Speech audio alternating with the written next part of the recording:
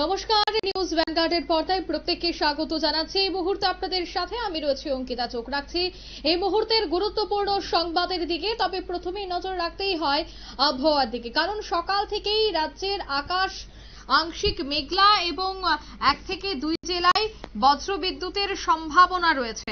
তবে জানা গেছে অন্যদিকে ঘূর্ণিঝড়, যার নাম দেওয়া হয়েছে মন্থার, তা কিন্তু এবার তার জেরে আবহাওয়ার একটা বিরাট বদল হবে। তীব্র ঘূর্ণিঝড়ে পরিণত হবে আজই, এবং মৌসুম ভবন সূত্রের খবর যে এর প্রভাব গাঙ্গেয় উপকূলবর্তী এলাকা পড়ার সম্ভাবনা রয়েছে। আর তার জেরে আজ সকাল থেকেও রাজ্যের আকাশ আংশিক মেঘলা। বিস্তারিত জানবো, টেলিফোন লাইনে যুক্ত হয়ে গেছে প্রতিনিধি শতাব্দী দেবনাথ। শতাব্দী, ঠিক কি জানতে পারছো? দেখো, ঘূর্ণিঝড় মন্থা কিন্তু ইতিমধ্যে তার প্রভাব দেখাতে শুরু করেছে। যদিও আবহাওয়া দপ্তর কিংবা মৌসুম ভবন বলছে যে এই ঘূর্ণিঝড় মন্থা কিন্তু আজ তার প্রবল ঘূর্ণিঝড়ে পরিণত হতে চলেছে। দক্ষিণ পশ্চিম এবং পশ্চিম মধ্য বঙ্গোপসাগরে এই ঘূর্ণিঝড় মন্থা, এবং বিশাখাপত্তনম থেকে তা কিনা তোমার 600 কিলোমিটার দক্ষিণ এবং দক্ষিণ পূর্ব দিকে অবস্থান রয়েছে। বিশেষ করে চেন্নাই থেকে 520 কিলোমিটার পূর্ব এবং দক্ষিণ পূর্ব দিকে তার অবস্থান।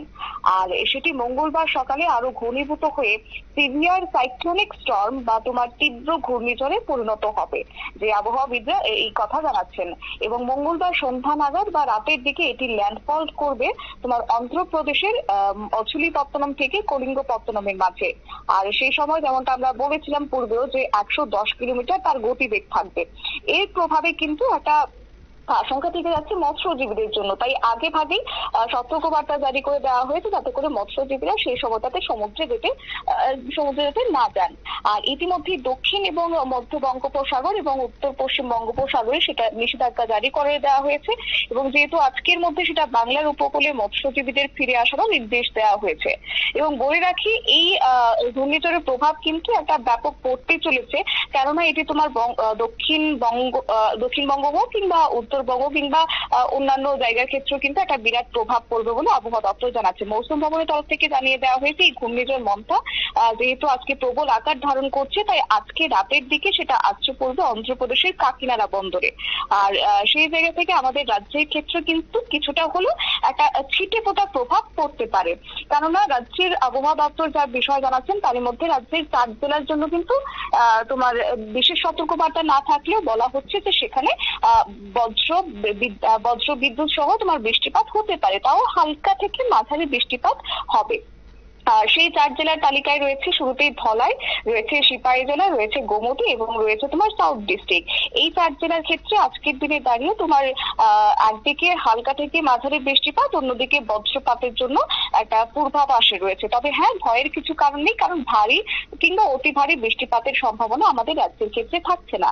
এছাড়াও বাদবাকি 4 জেলার ক্ষেত্রে কিন্তু মনোরম আবহাওয়া কিংবা শুষ্ক আবহাওয়া থাকবে বলে জানিয়ে দিয়েছে আবহাওয়া দপ্তর। তাছাড়াও বলে রাখি, তারই মধ্যে একটা তোমার ব্যাপকভাবে তাপমাত্রা বাড়তে শুরু করেছে। যে সময়টাতে দাঁড়িয়ে তাপমাত্রা নিম্নমুখী থাকার কথা, উল্টো ছবি যেন এই বছর ধরা পড়ছে। কারণ এই মুহূর্তে দাঁড়িয়ে 34.4 ডিগ্রি সেলসিয়াস রয়েছে সর্বোচ্চ তাপমাত্রা, স্বাভাবিকের থেকে 2.9 ডিগ্রি সেলসিয়াস বৃদ্ধি পেয়েছে। এবং আগামী কয়েকটা দিনও তার ব্যতিক্রম হবে না বলে খবর রয়েছে। এবং সর্বনিম্ন তাপমাত্রার কথা যদি বলতে হয় তাহলে 24.5 ডিগ্রি সেলসিয়াস থাকবে সর্বনিম্ন, তাও স্বাভাবিকের থেকে 3.2 ডিগ্রি সেলসিয়াস বৃদ্ধি। স্বাভাবিকের থেকে আগামী কয়েকটা দিন এইভাবে বৃদ্ধি পাওয়ার সম্ভাবনা রয়েছে।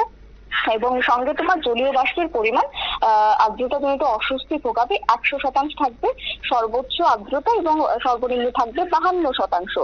এছাড়াও কোনো রকমের বৃষ্টিপাত আপাতত রাজ্যের বুকে লক্ষ্য করা না গেলেও বলা হচ্ছে যেহেতু 4 জেলার ক্ষেত্রে পূর্বাভাস রয়েছে, তাহলে আগামী 24 ঘন্টাতে কিছুটা হলেও বৃষ্টিপাত আজ আনতে পারে রাজ্যের বুকে। তবে হ্যাঁ, আর বাদবাকি জেলার ক্ষেত্রে যেমনটা শুষ্ক আবহাওয়া থাকবে, ঠিক তার অন্যদিকে মাঝে মধ্যে তোমার মেঘলা আকাশ থাকার সম্ভাবনা রয়েছে। এবং গোটা রাজ্যের আবহাওয়ায় যদি বলতে হয় তাহলে কোনো রকমের সতর্কবার্তা কিন্তু আপাতত থাকছে না। অঙ্কিতা, একদমই ধন্যবাদ। অর্থাৎ রাজ্যের জন্য আপাতত কোন ধরনের সতর্কবার্তা থাকছে না। ঘূর্ণিঝড় মন্থার জেরে আবহাওয়ার একটা বিরাট বদল ঘটলেও রাজ্যের ক্ষেত্রে তার তেমন কোনো প্রভাব পড়ছে না। নিয়ে নিচ্ছি ছোট্ট একটি বিজ্ঞাপন বিরতির, সঙ্গে থাকুন।